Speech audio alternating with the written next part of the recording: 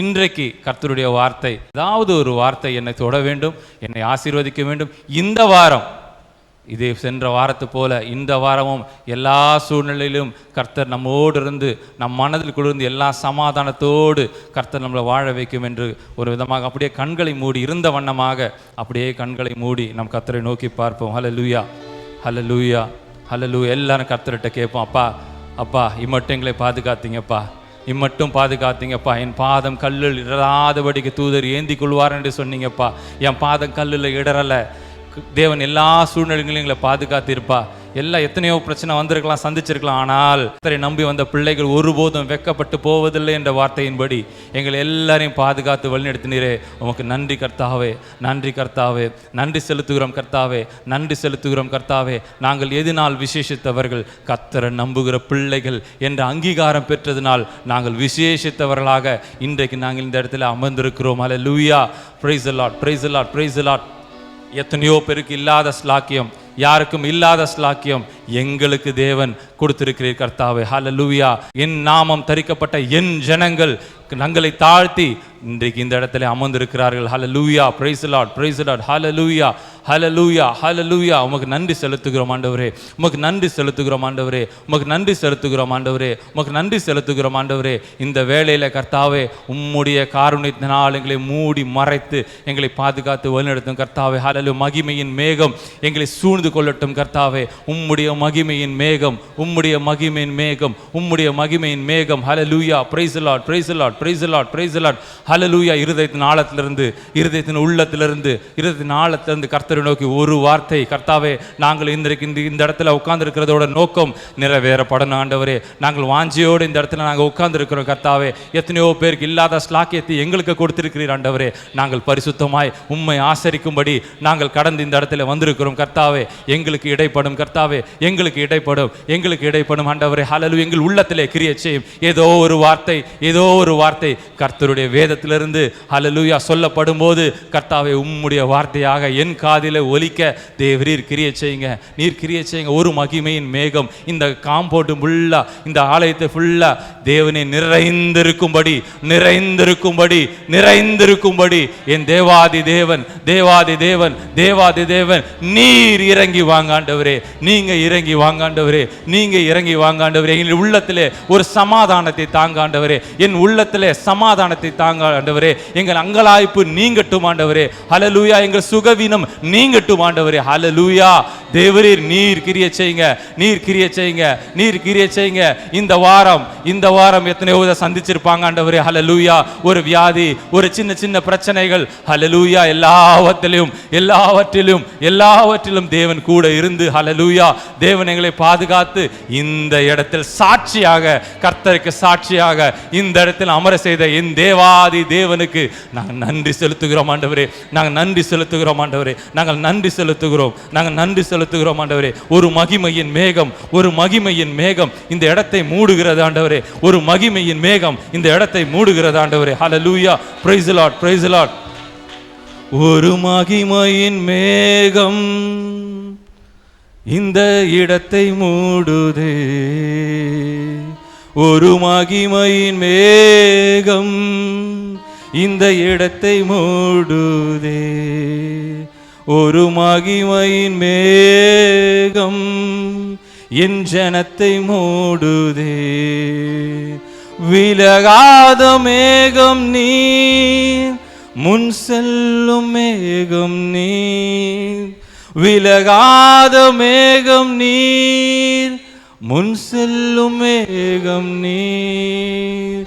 ஆவியானவரே, தெளிவின் ஆவியானவரே, ஓ ஆவியானவரே, அன்பின் ஆவியானவரே.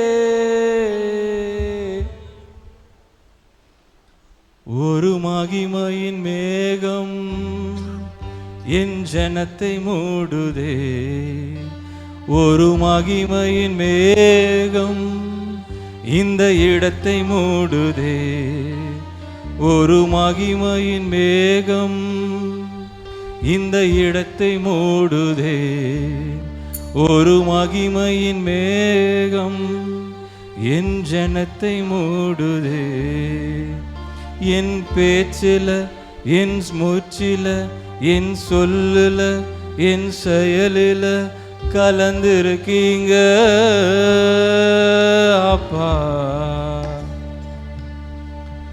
என் நினைவுல, என் நடக்கையில, என் உணர்வுல, என் உயிரில கலந்திருக்கீங்க அப்பா. அன்பின் ஆவியானவரே, விலையேற பெற்றவரே, என்னை ஆளும் பரிசுத்தரே, நன்றி ஐயா. அன்பின் ஆவியானவரே, விலையேற பெற்றவரே, என்னை ஆளும் பரிசுத்தரே, நன்றி ஐயா. ஒரு மகிமையின் மேகம் என் இடத்தை மூடுதே. ஒரு மகிமையின் மேகம் என் ஜெபத்தை மூடுதே.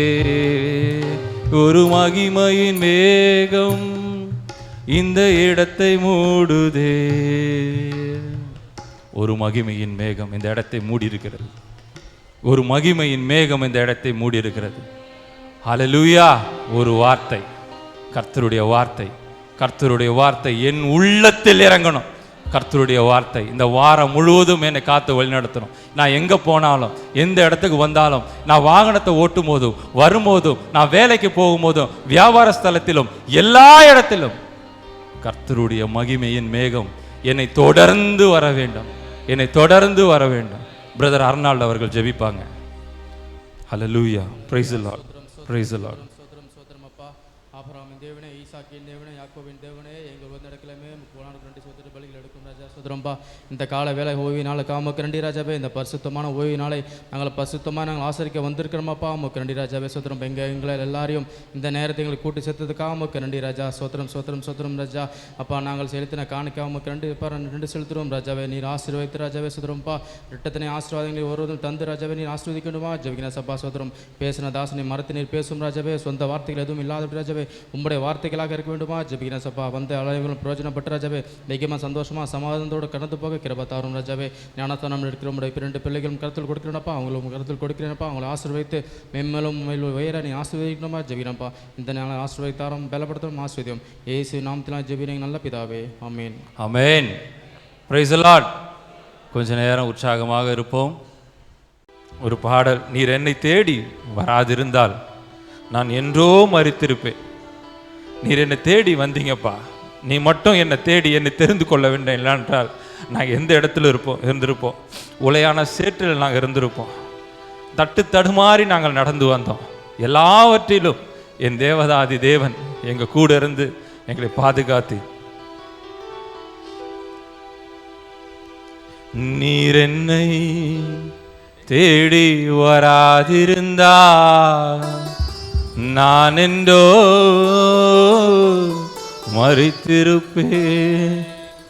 என் கிருபை உம் கிருபை என்னில் வராதிருந்தா நான் என்றோ அழிந்திருப்பேன். நீர் என்னை தேடி வராதிருந்தா நான் என்றோ மரித்திருப்பேன். உம் கிருபை என்னில் தராதிருந்தா நான் என்றோ அழிந்திருப்பேன். நீர் என்னை தேடி வராதிருந்தா நான் என்றோ மரித்திருப்பேன். உம் கிருபை என்னில் தராதிருந்தா நான் என்றோ அழிந்திருப்பேன். என் தேவா என் ராஜா உம் கிருபை போதுமே. என் தேவா என் ராஜா உம் கிருபை போதுமே. நீர் என்னை தேடி வரா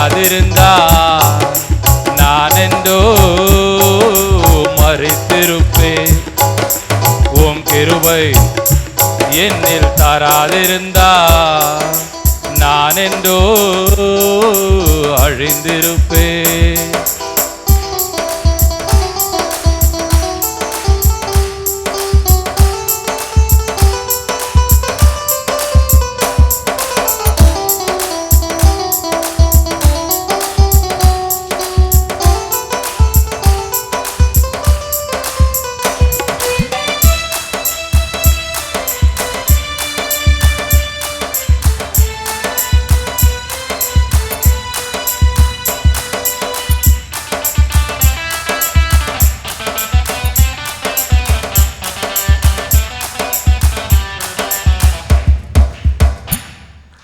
தட்டு தடுமாறி நான் தள்ளாடி நடந்தே என்னை தொட்டு தூக்கிவிட நீரோடோடி வந்தே.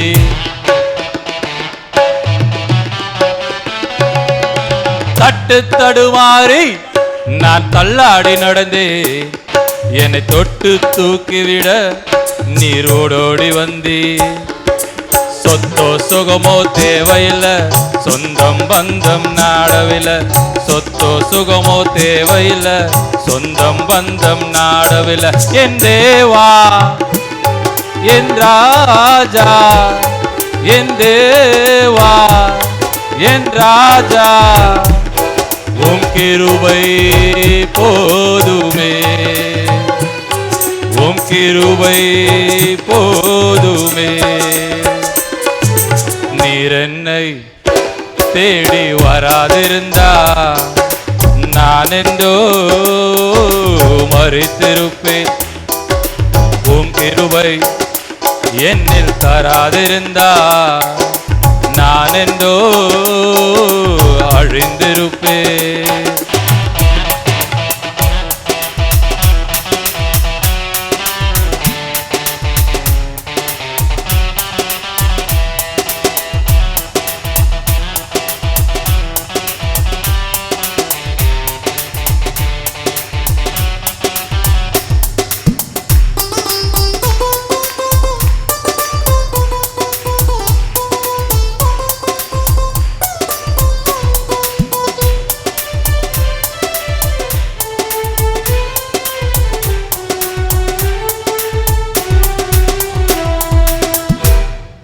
உளையான சேற்றிலிருந்து நான் உழண்டு கிடந்தே உன்னதத்தின் தேவா என்னை உயர்த்தி வைத்தீரே.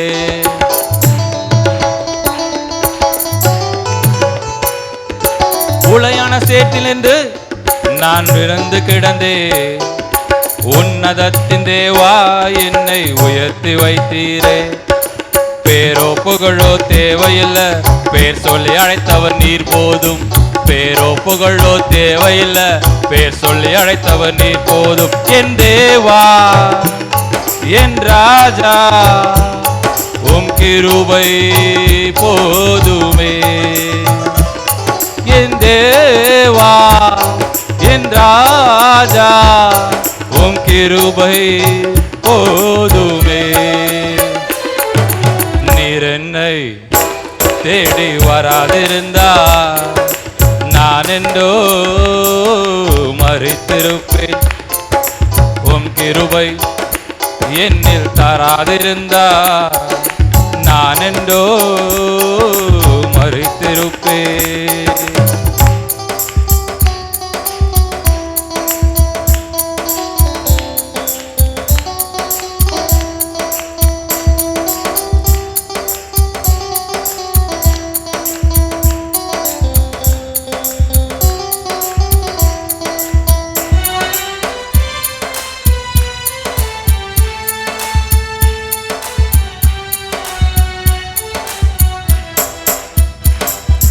தாயின் கருவினிலே என்னை தெரிந்து கொண்டீரே. தாங்கி தாங்கி என்னை உந்தன் தோளில் சுமந்தீரே.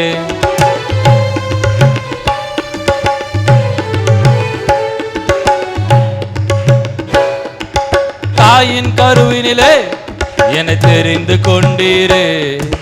தாங்கி தாங்கி என்னை உந்தன் தோளில் சுமந்தீரே. அன்பே எந்தன் ஆருயிரே ஆயுள் வரைக்கும் ஆராதிப்பேன். அன்பே எந்தன் ஆருயிரே ஆயுள் முழுவதும் ஆராதிப்பேன். என் தேவா என் ராஜா என் தேவா என் ராஜா போதுமே உம் கிருபை போதுமே. நீர் என்னை தேடி வராதிருந்தால் நான் என்றோ மறித்திருப்பேன். உம் கிருபை என்னில் தராதிருந்தால் நான் என்றோ மறித்திருப்பேன். உன் கிருபை என்னில் வராதிருந்தால் நான் என்றோ மறித்திருப்பேன். உன் கிருபை என்னில் தராதிருந்தால் நான் என்றோ மறித்திருப்பேன்.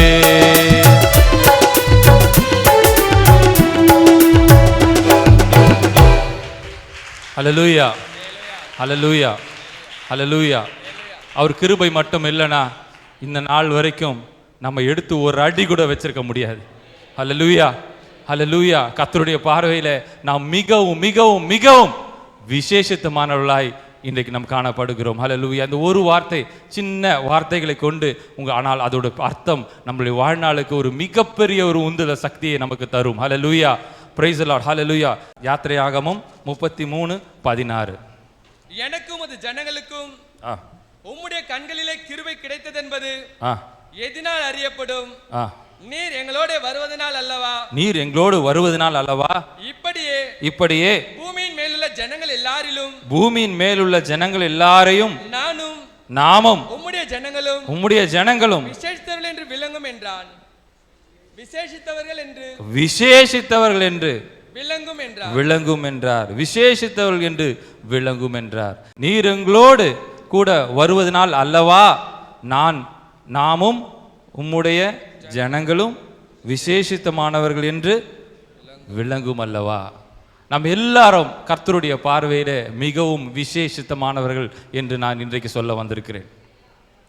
நிச்சயமாகவே நம்ம எல்லா விசேஷித்தமானவர்கள் தான். நம்மளுடைய வாழ்க்கையில் நம்ம இந்த சோகத்தில் வேணா இருக்கலாம், நம்மளுடைய வெல்த், நம்மளுடைய பணம் இல்லாதவர்களாக இருக்கலாம், ஒரு வசதிகள் இல்லாமல் குறைவாக இருக்கலாம். இல்லாதவர்கள் சொல்லக்கூடாது, வசதிகள் குறைவாக இருக்கலாம், பல பிரச்சனைகள் இருக்கலாம். ஆனால் கர்த்தருடைய பார்வையில் என்ன அவருடைய பார்வையில் நம்மளை பார்க்கும்போது நாம் எல்லாரும் விசேஷித்தவர்களாக இன்றைக்கு நம்ம காணப்படுகிறோம். ஹல்லேலூயா ஹல்லேலூயா.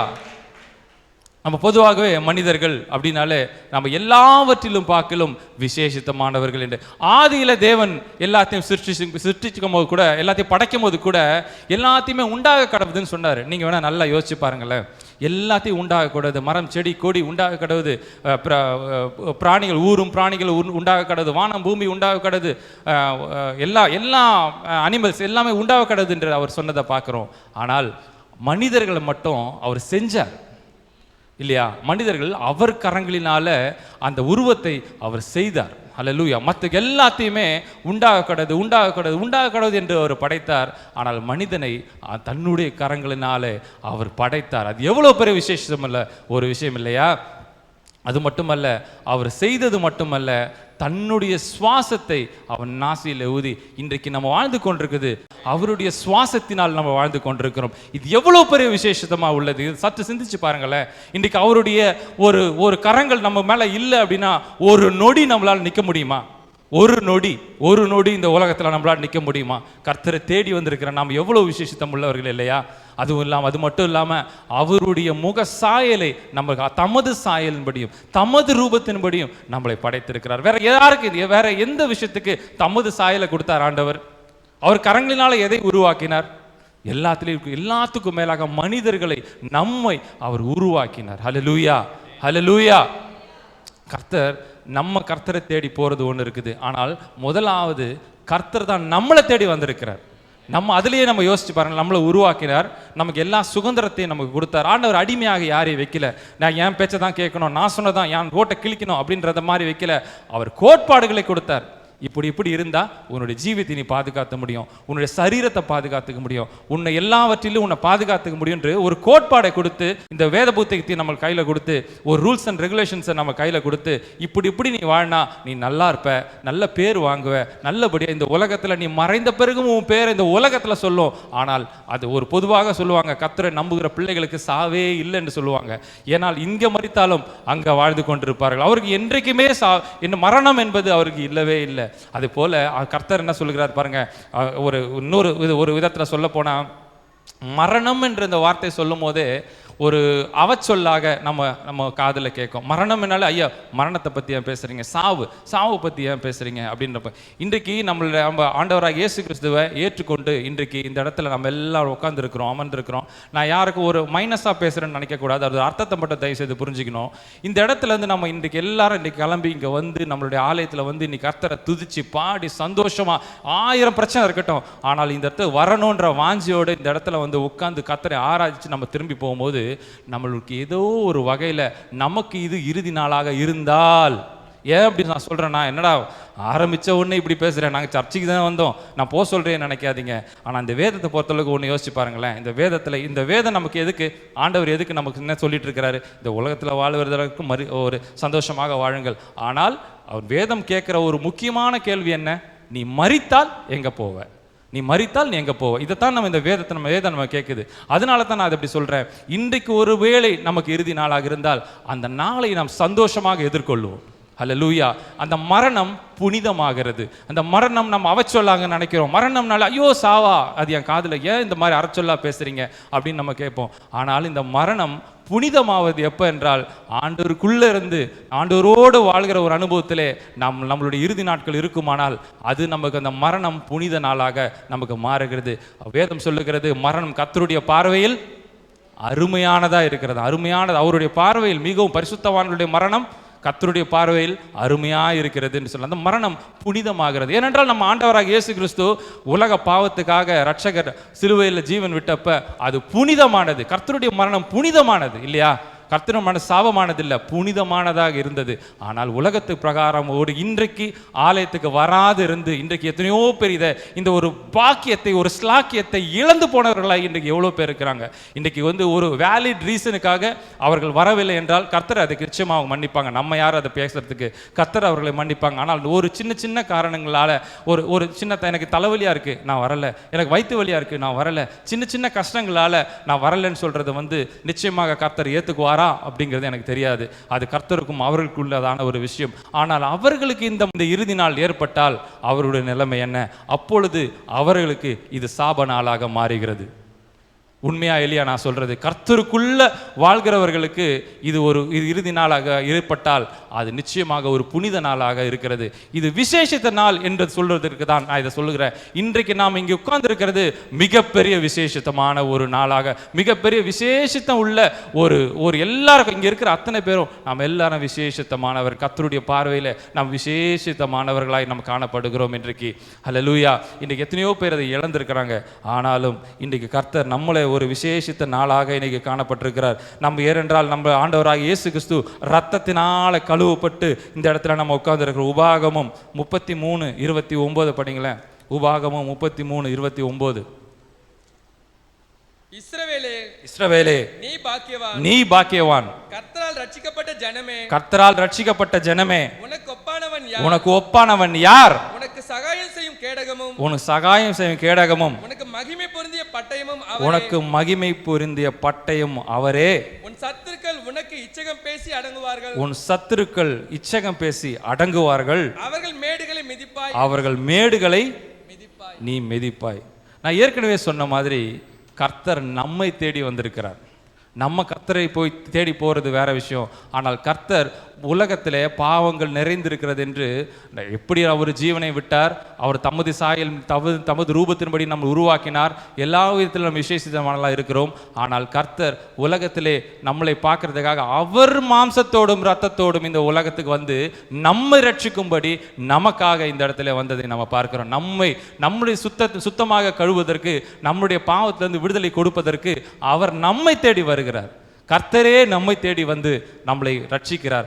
மிகவும் விசேஷித்தமாக அவருடைய பார்வையிலே நாம் மிகவும் விசேஷித்தமாக இருக்கிறோம். இந்த வசனம் என்ன சொல்லுகிறது பாருங்க, இஸ்ரவேலே நீ பாக்கியவான் என்று சொல்லுகிறது. உனக்கு ஒப்பானவன் யார், உனக்கு ஈடு யாரு? இன்றைக்கு நம்ம இங்கே உட்கார்ந்துருக்கிறோம்னா எல்லாமே தேவனுடைய சித்தம் இல்லாமல் அல்ல. அது நம்ம நல்லா உணர்ந்து பாருங்களேன். நம்மளுடைய சித்தமானவங்க இங்கே வந்துமா? முதல்ல நம்ம பிறந்ததே கர்த்தருடைய சித்தம். நம்மளுடைய ஒரு அப்பா அம்மாவுடைய ஒரு இதனால நம்ம பிறந்தோமா? நிச்சயமாக கிடையாது. ஆண்டவருடைய ஒரு இதனால தான் நம்ம பிறக்கிறதே, கர்த்தருடைய ஒரு கிருபையினால தான், கர்த்தருடைய சட்டத்திட்டத்தினால தான் நம்ம பிறக்கிறோம். தாயின் கருவிலே நம்மளை தெரிந்து கொண்ட கர்த்தர் ஒருத்தர் இப்படி இருக்கணும் அப்படிங்கிறத முடிவு பண்ணுறது ஆண்டவராக இயேசு கிறிஸ்து அப்பயே எழுதி வைக்கிறாரு. தாயின் கருவிலேயே நம்மளை எழுதி வைக்கிறார். இந்த பிள்ளை இந்த இடத்துல நிற்கணும், இந்த பிள்ளை இந்த இடத்துல நிற்கணும் அப்படின்னு சொல்லி எழுதி வைக்கிறத நம்ம பார்க்குறோம். ஒருத்தருக்கும் சட்டத்திட்டங்களை கர்த்தர் எழுதி வைக்கிறார். தாயின் கருவில் உருவாகிறதுக்கு முன்னமே அவர் எழுதி வைக்கிறார். இங்கே இருக்கிற அத்தனை பேருக்குமே ஒரு ரோல் இருக்குது. இந்த உலகத்தில் அத்தனை பேருக்குமே ஒரு ரோல் இருக்குது. எல்லாருக்குமே கர்த்தர் கொடுத்தது, எல்லாருக்குமே ஒரு இடத்த கர்த்தர் கொடுத்துருக்கிறார். இன்னைக்கு நம்ம எல்லாரும் ஏன் இங்கே வச்சிருக்கிறார்? இந்த பேரின்ப ஜெபாலயத்தை வளர்த்தெடுப்பதற்கு உங்களை வச்சிருக்கிறார் இல்லையா? அப்படியே நினைக்கக்கூடாது. இதை இன்றைக்கி இந்த பேரின்ப ஜெபாலயத்தை ஒரு நம்மளுடைய வாழ்க்கையில் பிள்ளையை வளர்க்குறதுக்காக நம்மளை வச்சிருக்கிறாரு. இல்லை நம்ம ஏதாவது சம்பாதிச்சு போடுறதுக்காக, குடும்பத்தை சம்பாதிச்சு போடுறதுக்காக, அப்படி கிடையாது. இதற்காக மட்டும் நம்மளை ஆண்டவர் நம்மளை ஜெனிப்பிக்கலை. இன்றைக்கு இந்த பேரின்ப ஜெபாலயத்தையும் சேர்த்து வளர்த்தெடுக்கும்படி ஒரு சாட்சியாக இந்த இடத்துல நின்று நம்மை பார்த்து, இங்கே இருக்கிற ஒவ்வொருத்தரையும் பார்த்து, புறஜாதிகள் இயேசுவை அறிந்து கொண்டும் அறியாமல் இருக்கிற, இதுதான் வழி, இதுதான் சத்தியம், இதுதான் ஜீவன் என்று அறியாத இருக்கிற பல புறஜாதிகளும் உள்ளே வருவதற்காக நம்மை ஏற்படுத்தி வச்சிருக்கிறார். ஹல்லேலூயா, ஹல்லேலூயா. கரங்களை தட்டி கர்த்தரை மகிமைப்படுத்தலாமே, கரங்களை தட்டி கர்த்தரை மகிமைப்படுத்தலாமே. கர்த்தர் நம்மளை இந்த இடத்துல கொண்டு வந்திருக்கிறது ஒரு நோக்கம் இருக்கும். எல்லாரையும் ஒரு கர்த்தர் இந்த இடத்துல கொண்டு வந்திருக்காரு. நம்மளுடைய சுய சக்தியினாலேயோ சுய விருப்பத்தினாலேயோ இந்த இடத்துல அமரவே இல்லை. அதை மட்டும் நீங்கள் நல்லா உணர்ந்து கொள்ளணும். இன்றைக்கி நீங்கள் வரணும்னு முடிவு பண்ணால் கூட ஒரு சின்ன பிரச்சனை வந்து உங்களை வரவிடாமல் பண்ணிடும். நம்மளுடைய சுய முயற்சினால இங்கே இல்லை. கர்த்தருடைய பெரிதான சட்ட திட்டத்தின்படி, அவருடைய கிருபையின்படி இன்றைக்கு நாம் இங்கே அமர்ந்து கொண்டிருக்கிறோம். நாம் எல்லாரும் கர்த்தருடைய பார்வையில் விசேஷித்தமானவர்கள், மிகவும் விசேஷித்தமானவர்கள் அல்லவா? அவருக்கு என்ன சொல்றாரு பாருங்க, நீ உனக்கு ஒப்பானவன் யார் அப்படின்னு அவர் கேட்கிறார். அதை தொடர்ந்து படிங்க. உனக்கு ஒப்பானவன் யார்? உனக்கு சகாயம் செய்யும் கேடகமும் உனக்கு மகிமை பொருந்திய பட்டயமும் அவரே. உன் சத்துருக்கள் உனக்கு இச்சகம் பேசி அடங்குவார்கள். அவர் மேடுகளை நீ மிதிப்பாய். அவர்கள் மேடுகளை நீ மெதிப்பா. சத்துருக்கள் உன்னை இச்சைக பேசி அவர்களே அடங்குவார்கள். அவரை பற்றி நீ கவலைப்பட வேண்டியதே இல்லை. ஒரு விஷயம் நல்லா நான் புரிஞ்சுக்கிட்டது அதுதான், என்னைக்கு என்னை பற்றி ஒருத்தர் பேசுகிறாங்களோ, நான் என்ன உதாரணமாக, நான் யாரையும் உதாரணமாக காட்டினா அதை தவறாக இருக்குங்கிறதுக்காக நான் என்ன உதாரணமாக காட்டுறேன். என்னை பற்றி யாராவது தவறாக பேசிக்கிட்டே இருக்கிறாங்க, ஒரு இடத்துல காசிப் பேசிக்கிட்டே இருக்காங்க, இவனா இப்படியா, என்ன இப்படி பேசுகிறான், என்ன இப்படி நடந்துக்கிறான் இப்படின்னு பேசிக்கிட்டே இருக்கிறாங்கன்னா நான் வளர்றேன்னு அர்த்தம் இல்லையா? நான் வளர்றேன்னு அர்த்தம் கிறிஸ்துவுக்குள்ள. அப்போ நான் கரெக்டான பாதையில் தான் போயிட்டு இருக்கிறேன் அப்படிங்கிறத நான் உணரணும். அதுதான் நம்ம எல்லாருக்கும் நான் சொல்றது. அதுதான், நம்மளை பற்றி யாராவது தப்பாக பேசுகிறாங்கன்னா அந்த தப்புக்கு நான் பாத்திரவனா நான் இருக்கிறேனா, அந்த தப்பை நான் செய்கிறேனா, அப்படி உள்ள ஆளா நான் அகந்தியாக இருக்கிறேனா, இந்த மாதிரி தவறான வார்த்தைகள் ஏதாவது நான் பேசுகிறேன்னா இல்லை, அப்போ நான் கரெக்டான ரூட்டில் தான் போயிட்டு இருக்கேன். என்னை பற்றி விமர்சனம் பண்ணிட்டு இருக்காங்க, அப்போது நான் வளர்ந்துக்கிட்டு இருக்கேன், கிறிஸ்துவுக்குள்ள நான் வளர்ந்துட்டு இருக்கேன். ஏன் வளர்ச்சியை பிடிக்காம யாரோ ஒருத்தர் அங்கே காசிப் பேசிக்கிட்டே இருக்கிறாங்க, இவனை விழத்தள்ளும்படி பேசிக்கிட்டே இருக்காங்க. ஏதாவது ஒரு நேரத்தில் என்ன பேசுறாங்கன்னு சொல்லி காது கொடுத்து கேட்டோம்னா நம்ம போச்சு. நம்மளுடைய வாழ்க்கையில் ஒரு விழத்தள்ளுகிற ஒரு அனுபவம். இது எல்லாருக்கும் நான் சொல்றது அதுதான். இங்க இருக்கிற அத்தனை பேருக்கும் ஒரு தெரிந்த ஒரு விஷயமா இருந்தாலும் ஒரு நினைவுபடுத்துறதாக கூட நீங்க நினைச்சுக்கலாம். உன் சத்துருக்கள் இச்சகம் பேசி அடங்குவார்கள். அவங்க பேசி பேசி பேசி பேசி அவர்களா அடங்கிடுவாங்க. நம்மளை கர்த்தர் வழிநடத்தி போய்கிட்டே இருப்பார், தொடர்ந்து ஓடிக்கிட்டே இருப்போம். ஆனால் உன் சத்துருக்களை நீ மெதிப்பாயா, என்ன போட்டிருக்கு, அவர்களை அந்த மேடுகளை மெதிப்பாய். நம்மளோட சில நேரத்தில் நம்மளால எழுந்திக்கவே முடியல, ஒரு சோர்வான நிலைமையில காணப்படுறோம். ஆனால் அதில் பாருங்க, அவர் என்ன சொல்றாரு பாருங்க, இஸ்ரவேலே நீ பாக்கியவான், உனக்கு ஒப்பானவன் யார் என்று கேட்கிற, உனக்கு ஒப்பானவன் யார் என்று கேட்கிறாரு. நம்ம பொதுவாக பாருங்களேன், நம்ம உடலுக்கு தான் வயசாகும், உள்ளத்துக்கு வயசாகாது, எப்பவுமே வயசாகாது. உள்ளம் வாலிபனாக தான் இருக்கும், வாலிபையாக தான் இருக்கும். நம்மளோட உள்ளத்தில் ஆண்டவர் இருந்தார்னா ஒரு இளமையில தான் இருக்கும். உடலுக்கு தான் வயசாகும், 80+, 70+, 80+ன்னு சொல்கிறோம். இன்றைக்கி பாருங்கள், ஒரு 70+, ஒரு 80+, இந்த இடத்துல இருக்கிறவங்கள பாருங்கள், உற்சாகமா இருக்கிறாங்க, கர்த்தரை தேடி வரணும்னு இருக்கிறாங்க. அவர்கள் ஃபிக்ஸ் ஆயிட்டாங்க, மைண்ட்ல ஃபிக்ஸ் ஆயிருக்காங்க. அவங்க என்ன தளர்ச்சி இருந்தாலும், அவங்களால ஏந்திச்சு நடக்கிறதுக்கு கூட முடியாம ஒரு சிச்சுவேஷன்ல இருந்தாலும், உடல்ல 1008 பலவீனம் இருந்தாலும், சில கண்ணு கூட சில பேருக்கு வந்து கொஞ்சம் டவுன் ஆகி வர ஒரு சிச்சுவேஷன்ல அவர்கள் இருந்தாலும், கர்த்தரை துதிக்க வேண்டும் என்பதில் மட்டும் அவர்கள் இளமையா இருந்து அவர்கள் ஆலயத்துக்கு வர வேண்டும் என்ற ஒரு முக்கியத்துவம் கொடுக்குறாங்க. இன்னைக்கு யார் பேரையும் நான் சொல்லி குறிப்பிடணும் அப்படின்றதுக்காக நான் சொல்லல, சிலர் பேரை மட்டும் ஒரு குறிப்பிட்டோம்னா, நம்ம சபையில் இருக்க முதல் ஜெபம் பண்றதுக்காக முதல் விசுவாசியாக இந்த ஒருத்தர் உட்கார்ந்திருக்கார் ஒருத்தர். அவர் யாருன்னு உங்களுக்கு தெரியும். அவர் ஏன் அப்படி நான் தெரியணும் அப்படின்னு கேட்குறேன்னா, பல பேர் நம்ம அவரை ஜபிக்கிறத பார்க்கறதே இல்லை. அவர் கரெக்டாக 9:30 மணிக்கு அவர் ஜெபிப்பார். இங்கேருந்து ஆரம்பிக்கணும்னா 9:30 மணிக்கு ஐனம்பாக்கத்துலேருந்து இங்கே கிளம்பி வந்து, அவருக்கு எப்படி பார்த்தாலும் எனக்கு தெரிஞ்சு மேபி 80 இருக்கலாம், அவருக்கு எனக்கு சரியா தெரியல, 80 வயசு கிட்ட இருக்கலாம். ஆனால் அவர் அங்கிருந்து கிளம்பி வந்து ஐனம்பாக்கத்துலேருந்து இங்கே வந்து முதல் ஜெபம் பண்ணுவதற்கு இங்கே ஒரு இளைஞனாக இந்த இடத்துல அமர்ந்து கொண்டிருக்கிறார் இன்றைக்கு, இல்லையா? அவர் இந்த ஜெபத்தை பார்க்கறதுக்கு நம்ம நிறைய பேர், அவர் யார் ஜெபம் பண்ணுறதுனே நமக்கு இன்னி வரைக்கும் தெரியாதவர்களாக நிறைய பேர் இருப்பாங்க. இப்படி ஒரு ஜெபம், முதல் ஜெபம் அவர் பண்ணுறாரான்றதே தெரியாதவர்கள் நிறைய பேர் இருப்பாங்க. அதனால தான் சொல்கிறேன், உடலுக்கு வயதாகும், மனதுக்கு வயதாகாது.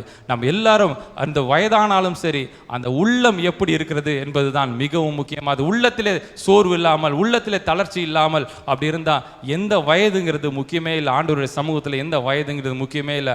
ஆண்டவர் எந்த சூழ்நிலையிலும் எந்த வயதிலும் எடுத்து பயன்படுத்துவார்.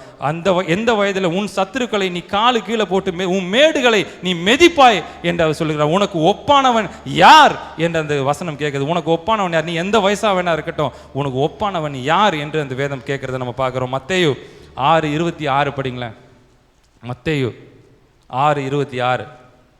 ஆகாயத்து பட்சிகளை கவனித்து பாருங்கள், ஆகாயத்து பட்சிகளை கவனித்து பாருங்கள், அவைகள் விதைக்கிறதும் இல்லை, விதைப்பதும் இல்லை, அறுக்கிறதும் இல்லை, அறுப்பதும் இல்லை, களஞ்சியங்களில் சேர்த்து வைக்கிறதும் இல்லை, களஞ்சியங்களில் சேர்த்து வைப்பதும் இல்லை. அவைகளையும் உங்கள் பரமபிதா பிழைப்பூட்டுகிறார், அவைகளையும் உன் பரமபிதா பிழைப்பூட்டுகிறார். அந்த பார்க்கிலும் நீங்கள் விசேஷித்தவர்கள் அல்லவா, அவர்களை பார்க்கிலும் விசேஷமானவர்கள் அல்லவா. அவர்கள் அதை விதைப்பதும் இல்லை, அறுப்பதும் இல்லை, களஞ்சியத்தில் சேர்ப்பதும் இல்லை. இது மூணுமே நம்ம பண்றோம். இந்த பறவைகளுக்கு, ஆகாயத்து பறவைகளை கவனித்து பாருங்கள், அது விதைப்பதும் இல்லை, அறுப்பதும் இல்லை, களஞ்சியத்தில் சேர்த்து வைப்பதும் இல்லை. ஆனால் பரமபிதா அதை பிழைப்பூட்டி கொண்டிருக்கிறார். அது எதுவுமே செய்யறதில்லை.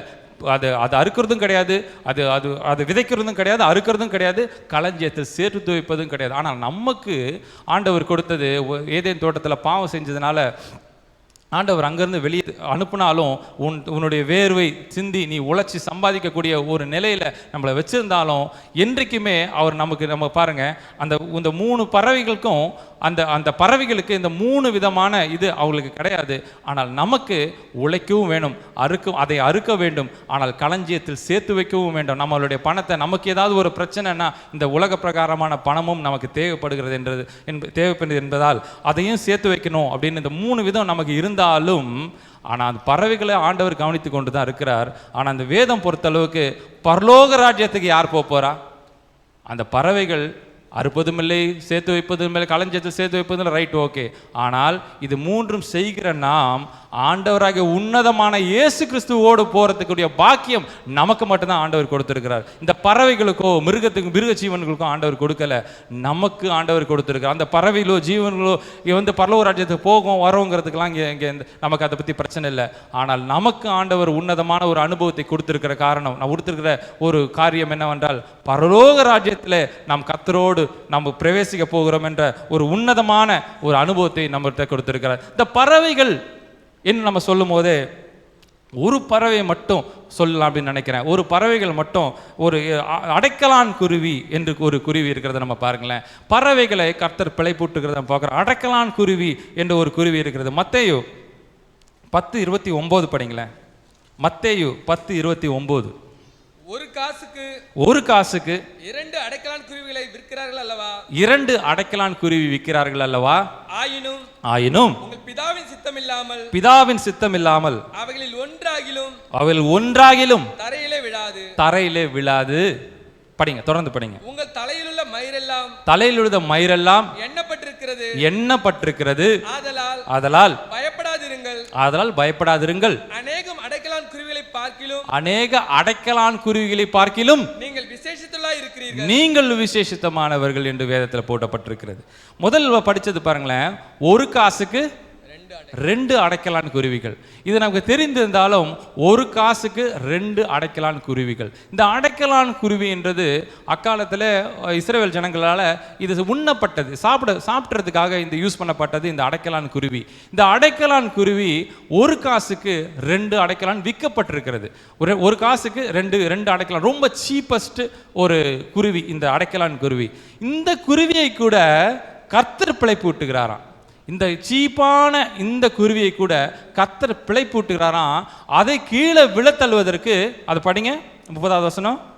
ஒரு காசுக்கு 2 அடைக்கலான் குருவிகளை, ஒரு காசுக்கு 2 அடைக்கலான் குருவிகள் ஆயினும் உன் பிதாவின் சித்தம் இல்லாமல் அவள ஒண்ணு கூட தரையில கீழே விழாதான். ஒரு பறவைக்கு கீழே விழாதபடி கர்த்தர் பாதுகாக்கிறார் என்றால், ஒரு 6 அறிவு படைத்த கர்த்தருடைய ஜனங்கள் என்று ஒரு உத்தரவாதம் பெற்று நாம் உட்கார்ந்து நமக்கு கீழே விழும்போது கர்த்தர் என்ன விழ தள்ளுவாரா? முதல்ல கீழே விழ முடியுமா? கர்த்தரை முழுமையாய் நம்பி இருக்கிற ஜனங்களை நிச்சயமாக அவர் கைவிடவே மாட்டார். கீழே விழத்தள்ளாமல் ஒரு குருவியை பிடிக்கிறார், கீழே அவர் பிழைப்பு விட்டுகிறார். அந்த அடைக்கலான் குருவியை, ஒரு சீப்பஸ்ட், ஒரு உதவாத ஒரு குருவியை கூட, ஒரு ரொம்ப விலை குறைந்த ஒரு குருவியை கூட கர்த்தர் பிழைப்பு விட்டுகிறாராம். அதே குருவியை பத்தி லூக்கா 12:6 படிங்களேன். 12:6.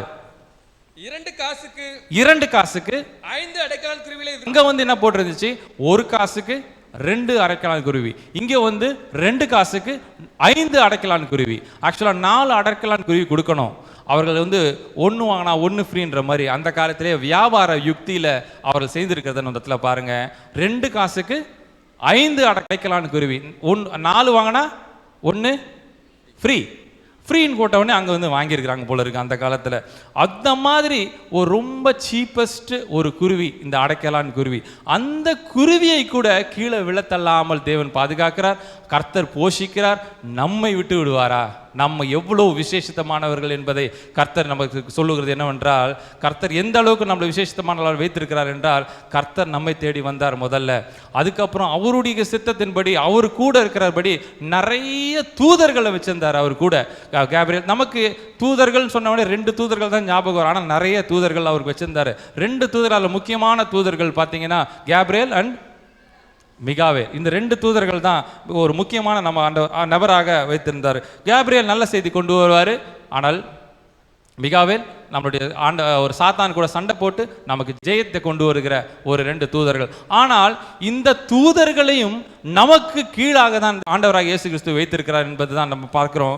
எபிரேயர் 2:16. ஆதலால் அவர் தேவதூதருக்கு உதவியாக கை கொடாமல் ஆபிரகாமின் சந்ததிக்கு உதவியாக கை கொடுத்தார். தூதர்களை நமக்கு உதவியாக வைத்திருக்கிறாராம். தூதர்கள் நமக்கு ஏதாவது ஒரு பிரச்சனைனா ஹெல்ப் பண்றதுக்கு தான் தேவ தூதர்கள் நமக்கு பணிவிடை செய்யும் ஒரு ஆளாக தான் நம்ம வைத்திருக்கிறார். எபிரேயர் 1:14 மட்டும் படிங்க. ரட்சிப்பை சுதந்திரிக்க போகிற நிமித்தமாக ஊழியம் செய்யும்படிக்கு அவர்கள் எல்லாரும் அனுப்பப்படும் பணிவிடை ஆவிகளாய் இருக்கிறார்களா? தேவ தூதர்கள் நமக்கு பணிவிடை செய்யும் ஆவிகளாக நமக்கு காணப்படுகிறார்களா? இந்த உலகத்தில் நம்ம எல்லாம் சாதாரண ஆட்களே கிடையாதுங்க. நம்ம நினச்சிட்டு இருக்கோம் நம்ம எல்லாம் சாதாரண ஆட்கள், நம்மளால என்ன முடியும், ஒருத்தரை எதிர்த்து நிற்க கூட முடியல, நம்மளால என்ன முடியும் அப்படின்னு நம்ம பெருசாக யோசிச்சுக்கிட்டு இருப்போம். ஆனால் கர்த்தருடைய பார்வையில் நம்ம எல்லாரையும் மகா மேன்மையின் மனிதனாக நம்மளை பார்க்கிறார். மகா மேன்மையின் மனிதனாக நம்மளை பார்க்கிறார். ஒருத்தரை சொன்னாரு, சோர்ந்து போய் உட்கார்ந்து இருக்கும் போது ஒருத்தரை பார்த்து சொன்னாரு, நீ பராக்கிரமசாலியே, கர்த்தர் நோடு இருக்கிறான்னு சொன்ன உடனே அந்த ஒரு வார்த்தையில யுத்தத்துல வெற்றி. கர்த்தர் அந்த தேவதூதன் சொன்ன ஒரு வார்த்தை, பராக்கிரமசாலியே நீ எப்படி சோர்ந்து உட்கார்ந்து இருக்கிற, உனக்கு பராக்கிரமசாலி என்ன கூப்பிட்டது ஒரு வார்த்தையில ஒரு வெற்றி அவனுக்கு கிடைத்தது. நமக்கு இப்ப தேவை எல்லாமே பார்த்தீங்கன்னா ஒரு சின்ன நம்மளை தட்டி விடுறதுக்கு ஒரு சின்ன ஒரு பொறி நமக்கு வேண்டியதா இருக்கு, அவசியமா இருக்கிறது. நம்ம சோர்ந்து நம்ம உட்காந்துடுறோம். ஏதாவது ஒரு பிரச்சனை அப்படின்னா சோர்ந்து ஓரம் ஒதுங்கி உட்காந்துடுற ஒரு நிலைக்கு வந்தாலும் ஒரு சின்ன ஒரு அசைவு நமக்கு இருந்தா போதும், ஆண்டவர் லேசா போ, நீ யாருன்னு உனக்கு நீ உணர்ந்து முதல்ல நீ யாருன்னு உணரு. ஆண்டவர் ஏற்றுக்கொண்டு நீ இருக்கிற. உலகத்தில் எல்லாம் வந்து பணக்காரனாக இருப்பான், நீ அதை பார்க்காத. உனக்கு நல்லா வாழ்கிற மாதிரி இருக்கான், நல்ல காரு பங்களோட நல்ல சந்தோஷமாக வாழ்கிற மாதிரி இருக்கலாம், ஆனால் நீ சாதாரணமாக இருப்ப. ஆனால் உனக்குள்ளே வாழ்கிறவர் என் இயேசு. அதனால் நீ ரொம்ப விசேஷித்தமானவர்கள். நம்ம கர்த்தர் உயர்த்தி வாழ வைக்கிற கர்த்தர், பராக்கிரமசாலியே கர்த்தர் உன்னோடு இருக்கிற என்று சொல்லுகிறார். அதுக்கப்புறம் முதல்ல உனக்கு ஒப்பானவன் யார்? இந்த உலகத்தில் உனக்கு ஒப்பானவன் ஒரு ஆள் இல்லை என்று கர்த்தராக இயேசு கிறிஸ்து சொல்கிறார். அப்படியே எழுந்து நிற்கலாம்.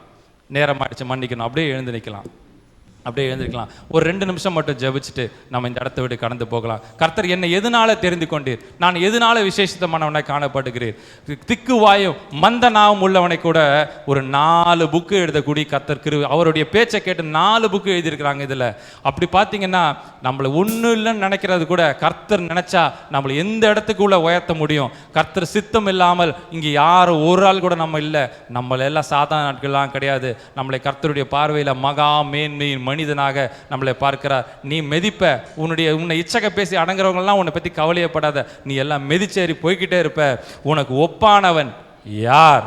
உனக்கு ஒப்பானவன் யார்?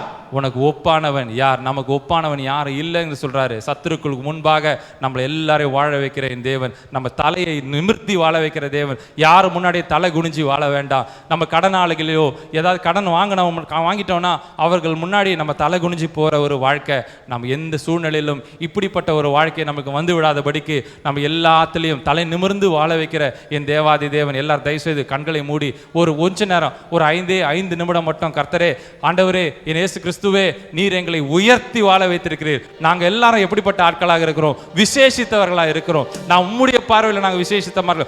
உலகம் பற்றி கவலை இல்லை, உலகத்தை பற்றி கவலை இல்லை. அவங்க என்னை வெறுக்கலாம், ஒதுக்கலாம், ஒன்றும் இல்லைன்னு சொல்லலாம், என்னை எளியவராக நினைக்கிறான், இவனுக்கு என்ன பேச தெரியும் நினைக்கலாம். ஆனால் கர்த்தர் என்ன மகா மேன்மையின் மனிதனாக என்னை பார்க்கிறார். கர்த்தர் என்ன மகா மேன்மையின் மனிதனாக பார்க்கிறார். இந்த உலகம் உன்னை எப்படி பார்க்குதுன்ற அவசியம் இல்லை. இந்த உலகம் உன்னை எப்படி பார்க்குதுன்னு அவசியம் இல்லை. கர்த்தர் பார்க்கிறாரு. கர்த்தர் நம்மளை தலையில பார்க்கிறாரு. ஆண்டவர் உயர்த்தி வைக்க காத்திருக்கிறார். உன்னை குறைவுகள் எல்லாம் நீங்கும். உனக்கு எதுக்கும் நீ கவலைப்பட மாட்டோம். நம்ம எதுக்கும் கவலைப்படாமல், ஒன்றுக்கும் நீங்கள் ஒன்றுக்கும் கவலைப்படாமல், ஒன்றுக்கும் கவலை, எல்லாவற்றிலும் கர்த்தர் நம்மளை நிமிர்ந்து உயர்த்தி நம்மளை வாழ வைக்கிற கர்த்தர். நம்ம தலை மேல ஒரு கிரீடம் வைக்கப்பட்டிருக்கிறது, கர்த்தருடைய கிரீடம். கர்த்தர் கொடுக்கப்பட்டிருக்கிற கிரீடம் நமக்கு வைத்திரு. நம்ம எல்லாரும் ராஜாக்களும் ஆசாரியர்களாக நாம் ஆண்டவர் இந்த உலகத்தில் நம்ம எல்லாரும் வாழ வைத்திருக்கிறார். நிச்சயமாகவே கர்த்தரை போல ஒரு தெய்வத்தை நம்ம கொண்டிருக்கிறோம். நம்ம எவ்வளவு பாக்கியசாலிகளாக இருக்கிறோம், எவ்வளவு பாக்கியசாலி இருக்கிறோம். நம்ம தலைமை போதர் எழுதியிருக்காரு பாருங்க, கர்த்தரை போல் பாசமுள்ள தெய்வம் இந்த உலகத்துல ஒரு ஆள் இல்லை. எனக்கு அவருடைய எழுதின பல அருமையான பாடல்கள்ல இது ஒரு பாடல் பாருங்க, எப்படி இருக்கு பாருங்க. கர்த்தரை போல் பாசமுள்ள தேவன் இந்த உலகத்துல ஒரு ஆள் இல்லை. என் சத்துருக்கு முன்னால எனக்கு ஒரு பந்தியை ஆயத்தப்படுத்தி வச்சிருக்கிறார் ஆண்டவர். எப்படி பார்த்தீங்களா, ஒரு எதிரிக்கு முன்னால நம்மளை வாழ வைக்கிற என் தேவன். ஒரு சத்துருக்களை முன்னாடி வச்சுட்டு அவனுக்கு முன்னாடி ஒரு பந்தியை போட்டு உட்காந்து சாப்பிடு அப்படின்னு சொல்றேன் ஆண்டவராக இயேசு கிறிஸ்து. பாருங்க, நம்மளை சும்மா வாழ வைக்கிறல. நம்ம எல்லாம் விசேஷித்தமானவர்கள். உனக்கு ஒப்பானவன் யார்? உனக்கு ஒப்பானவன் யார்? இந்த உள்ளுக்குள்ள இதை சொல்லிக்கொண்டே இருங்களேன் அனுதினமும். உனக்கு ஒப்பானவன் யார்? நான் சாதாரண ஆளு நினைச்சிட்டீங்களா? நான் சாதாரண, உள்ளுக்குள்ள சொல்லணும், நான் கர்த்தருடைய பிள்ளை. எனக்காக ஜீவன் கொடுத்த என் ஆண்டவராக இயேசு கிறிஸ்து மேல இருந்து என்னை பார்த்துக்கிட்டே இருக்கிறாரு. முதல்ல என்ன அவர் கரங்களால உருவாக்குனாரு. அதுக்கப்புறம் நேர்ல வந்து எனக்கு உதவி செய்தாரு. அதுக்கப்புறம் தூதர்களை விட்டு எனக்கு உதவி செய்து கொண்டே இருக்கிறாரு. பரிசுத்த ஆவியானவரா எல்லா நேரத்திலும் என் கூட இருக்கிறார். என்னை தேடி வந்த கர்த்தர். அப்ப நான் யாரு? நான் சாதாரண ஆளா? என்னை தேடி வந்த கர்த்தர், என்னை தேடி வந்த தூதர்கள். இன்றைக்கு நம்ம எவ்வளவு விசேஷித்தமானதாக நம்ம காணப்படுகிறோம். நீங்க எல்லாரும் இதை உணரணும். கர்த்தரை போல் பாசமுள்ள தெய்வம். இது எல்லாரும் நம்மளுடைய தலைமை போதர் எழுதின வரிகளை பாருங்க. கர்த்தரை போல் பாசமுள்ள தெய்வம் பாருலகில் ஒருவனும் இல்லை. இயேசுவை போல் அன்பு கொண்ட தெய்வம் இதுவரை கண்டதில்லை. நான் இதுவரை கண்டதில்லை. இந்த உலகத்துல யார் இந்த மாதிரி ஒரு ஆளு? ஒரு மேற்று மதத்தில் உள்ளவங்களுக்கு கூட சரி, ஒரு பரிசுத்தம் உள்ள ஒரு கடவுள், ஒரு உயர்ந்த கடவுள், நமக்காக ஜீவன் கொடுத்த ஒரு கடவுள். அவரை மாதிரி ஒரு கடவுளை நம்ம இதுவரை கண்டதில்லை, நான் இதுவரை கண்டதில்லை. கர்த்தரை போல் பாசம் உள்ள தெய்வம் பாருலகில் ஒருவரும் இல்லை. இயேசுவை போல் அன்பு கொண்ட தெய்வம் இதுவரை கண்டதில்லை, நான் இதுவரை கண்டதில்லை. மாலை நேர அழுகையால் நிறைந்திருந்தே காலை நேரம் ஆனந்தமாய் மாற்றினீரே. மாலை நேர அழுகையால் நிறைந்திருந்தே காலை நேரம் ஆனந்தமாய் மாற்றினீரே. நொடி பொழுது அவரின் கோபம் தயவோ நீடியவாய். நொடி பொழுதில் அவரின் கோபம் தயவோ அப்பா. கர்த்தரை போல் பாசமுள்ள தெய்வம்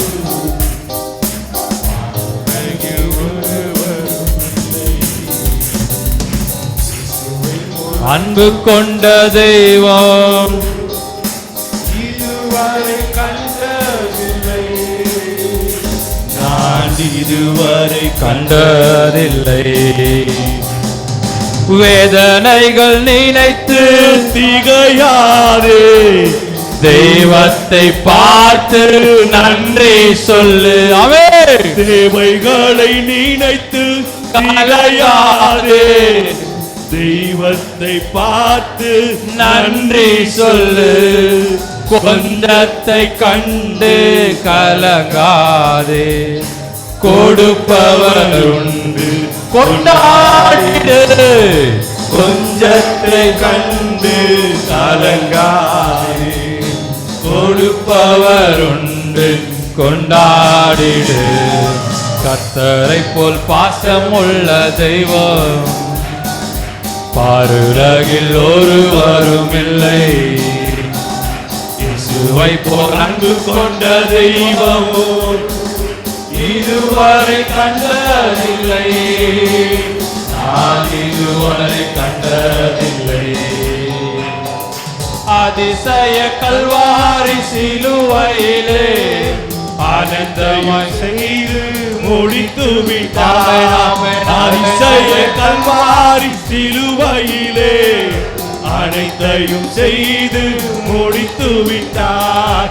நீ ஒன்றும் செய்ய தேவையில்லை, கர்த்தரை நம்பு பலன் பெறுவாய். நீ ஒன்றும் செய்ய தேவையில்லை, கர்த்தரை நம்பு பலன் பெறுவாய்.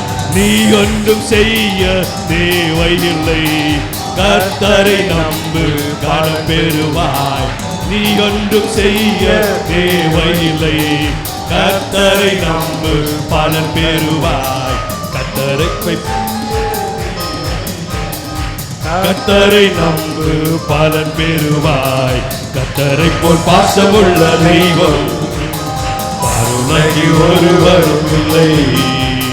இயேசுவை போல் அன்பு கொண்ட தெய்வம் இதுவரை கண்டதில்லை, நான் இதுவரை கண்டதில்லை, நான் இதுவரை கண்டதில்லை.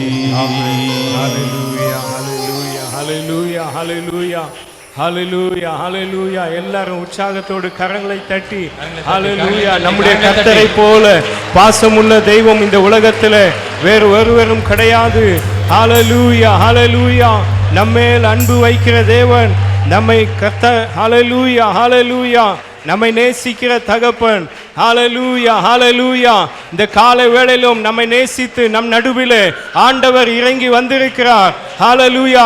நீங்கள் விசேஷித்தவர்கள் என்று கர்த்தர் சொல்லி இருக்கிறார். இந்த உலகத்திலே எத்தனையோ ஜனங்களை காட்டிலும் நீ என்னுடைய பிள்ளை, இஸ்ரவேலே, கர்த்தரால் ரட்சிக்கப்பட்ட ஜனமே, உனக்கு ஒப்பானவன் யார்? ஹalleluya ஹalleluya. கர்த்தர் நமக்கு கேடகமாய் இருக்கிறார். ஹalleluya. அவர் நம்மை நேசிக்கிற தகப்பன், நம்ம மேலே பாசம் வைக்கிற தகப்பன், நம்மை சுமக்கிற கர்த்தர். கர்த்தர் நம்மை மேன்மையின் மனுஷனாக பார்க்கிறார். கர்த்தர் நம்மை மேன்மையின் மனுஷனாக பார்க்கிறார். ஹalleluya ஹalleluya. நம்மை உயர்த்தும்படியாக, ஹalleluya ஹalleluya, நாம் தலை நிமிர்ந்து நடக்கும்படியாக, நம்மை மேன்மைப்படுத்தும்படியாக, இந்த பூமியில் உள்ள சகல ஜனங்களை காட்டிலும் கர்த்தர் நம்மை மேன்மையாக மனுஷனை பார்க்கிறார். ஹalleluya ஹalleluya ஹalleluya ஹalleluya. Praise the Lord, praise the Lord, praise the Lord. Hallelujah, hallelujah, hallelujah. Praise the Lord. சோத்திரம் சோத்திரம் சோத்திரம் சோத்திரம். யாரெல்லாம் உண்மையோடு ஆண்டவரை நேசிக்கிறீங்களோ அவங்க மாத்திரம் கரங்களை தட்டினா போதும். ஹல்லேலூயா. நமக்காக நேசித்து கல்வாரி சிலுவையிலே நமக்காக ஜீவனை கொடுத்த அந்த அன்பை நினைத்து ஆண்டவரை துதிப்போமாக. ஆண்டவரே, உம்முடைய அன்பு பெரியதப்பா, உம்முடைய அன்பு பெரியது ஆண்டவரே. ஹல்லேலூயா ஹல்லேலூயா. Praise the Lord. கர்த்தாவே, என்னை ரட்சித்தீரே, என்னை நீதிமானாக மாற்றினீரே, உம்முடைய பிள்ளையாக தெரிந்து கொண்டீரே, உமக்கு ஸ்தோத்திரம் ஆண்டவரே, உமக்கு ஸ்தோத்திரம் ஐயா. மகா மேன்மையின் மனுஷனாக என்னை பார்க்கிறீர் ஆண்டவரே. ஹalleluya ஹalleluya. Praise the Lord, praise the Lord, praise the Lord. Hallelujah hallelujah. ஆண்டவரே, உமக்கு ஸ்தோத்திரம் ஐயா. எனக்காக ஆண்டவரே நீர் ஜீவனை கொடுத்தீரப்பா. உம்முடைய அன்பு பெரியது ஆண்டவரே. கர்த்தாவே, உமக்கு ஸ்தோத்திரம். எனக்காக ஜீவனை தந்தவர் மற்ற எல்லாவற்றையும் எங்களுக்கு அருளாதிருப்பது எப்படி என்று வேதத்திலே சொல்லி இருக்கிறபடி ஆண்டவரே, கர்த்தாவே, உமக்கு ஸ்தோத்திரம். நீதிமான் விரும்புகிறது அவனுக்கு கொடுக்கப்படும் என்று சொல்லி இருக்கிறபடி கர்த்தாவே, இந்த நாளிலே என்னென்ன தேவைக்காக நன்மைக்காக உம்முடைய சமூகத்திலே வந்து காத்திருக்கிறார்களோ ஒவ்வொரு பேருடைய தேவைகளை சந்திங்கப்பா. ஆண்டவரே, உமக்கு ஸ்தோத்திரம். ஒவ்வொரு பேருடைய விருப்பத்தை நிறைவேற்றும்படியாய் செபிக்கிறேனப்பா. ஆண்டவரே, என்னென்ன தேவைக்காக உம்முடைய பாதத்தில் எதிர்பார்த்து காத்திருக்கிறார்களோ ஒவ்வொரு பேருடைய தேவைகளை சந்திங்கப்பா. நீர் அன்போடு நேசிக்கிறவர், நீங்கள் விசேஷித்தவர்கள் என்று சொல்லி இருக்கிறீர் ஆண்டவரே. ஹalleluya ஹalleluya. ஆகாயத்தின் பறவைகளை பார்க்கிலும் ஆண்டவரே, நீர் உண்டாக்கின எல்லாவற்றை பார்க்கிலும் ஆண்டவரே விசேஷித்தவர்களாக எங்களை தெரிந்து கொண்டதற்காக உமக்கு ஸ்தோத்திரம் ஐயா. மேலான ஆசீர்வாதத்தை இந்த நாளிலே ஒவ்வொரு பேருக்கும் நீர் தந்தருளி நீர் வழி நடத்தும்படியாய் செபிக்கிறோம். உம்முடைய நாம மாத்திரம் மகிமை அடையட்டும். ஆசீர்வதிங்கப்பா. எல்லா துதி கன மகிமை உமக்கே செலுத்துகிறோம். மீட்பர் இயேசு கிறிஸ்துவின் மூலம் ஜெபம் கேளும் ஜீவனுள்ள நல்ல பிதாவே, ஆமென் ஆமென். நம்ம எல்லாரும் சேர்ந்து சொல்லுவோம். என் ஆத்துமாவே கர்த்தரை ஸ்தோத்திரி, என் முழுமே அவருடைய பரிசுத்தமுள்ள நாமத்தை ஸ்தோத்திரி. என் ஆத்துமாவே கர்த்தரை ஸ்தோத்திரி, அவர் செய்த சகல உபகாரங்களை மறவாதே. ஆமென் ஆமென். நம்முடைய கர்த்தராகிய இயேசு கிறிஸ்துவின் கிருபையும் பிதாவுடைய அன்பும் பரிசுத்த ஆவியானவருடைய அந்யோன்ய ஐக்கியமும் சமாதானமும் ஆசீர்வாதமும் இன்றும் என்றும் சதா காலங்களிலும் நம் அனைவரோடு தங்கியிருந்து ஆசீர்வதித்து காப்பாராக. ஆமென் ஆமென். ஹல்லேலூயா.